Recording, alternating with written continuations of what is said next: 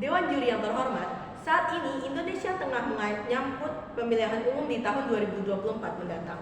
Banyak pejabat, terutama para bakal calon presiden saat pemilu nanti yang berbondong-bondong menarik atensi halayak dengan pemaparan-pemaparan program kerjanya yang direncanakan untuk direalisasikan jika terpilih sebagai presiden serta wakil presiden nanti. Sayangnya, masih terlalu banyak bagian masyarakat yang menganggap enteng atau tak acuh terhadap isu-isu yang berkaitan dengan politik, terutama dalam hal penyambutan pemilu presiden ini. Pada akhirnya, orang-orang tersebut memilih golput terhadap politik di negara ini. Hal ini bisa sangat membahayakan situasi politik di tanah air tercinta kita.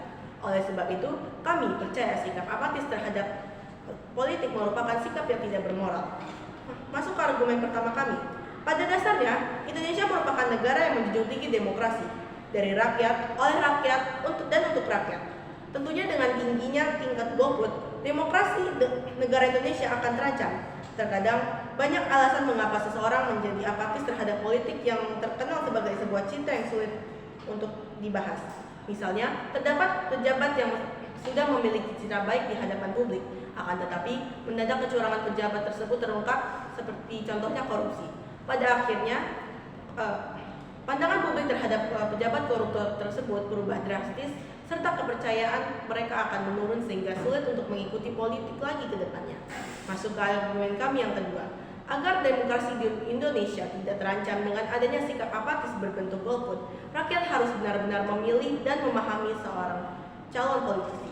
Teknologi informasi sudah sangat maju, sehingga mudah untuk khalayak menelusuri latar belakang sang calon politisi, seperti riwayat pendidikannya, prestasinya, atau bahkan hasil dari program kerja di jabatan mereka yang sebelumnya. Dengan penelusuran awal sejak dini, kita bisa membuat prediksi akan kinerja politisi itu nanti ketika sudah terpilih. Selain itu, dukungan dari partai juga menjadi faktor pendorong suksesnya suatu program kerja politisi tertentu.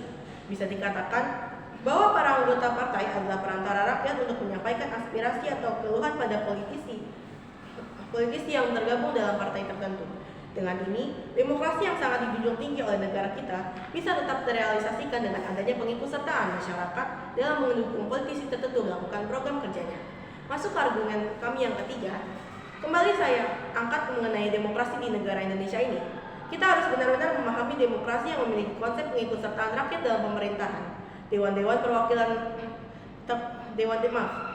perwakilan terkadang belum cukup untuk melakukan pengawasan pada para politisi. Oleh sebab itu, rakyat lainnya harus ikut melakukan pengawasan atau pemberian aspirasi pada politisi melalui dewan-dewan rakyat yang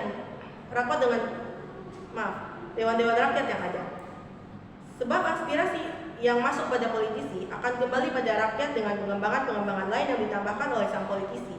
Bayangkan apabila terlalu banyak rakyat yang terlalu apatis pada politik, tidak akan ada pengembangan pada jalannya pemerintahan yang berlaku, sehingga negara kita akan sedikit demi sedikit tertinggal. Selain itu, moralitas rakyat akan menurun hingga lambat laun hilang. Padahal, negara kita adalah negara yang menjunjung tinggi demokrasi rakyat. Untuk menghindari hal itu, kita dapat mencegahnya dengan tidak golput dengan pemilihan umum yang sebelumnya kami tegaskan.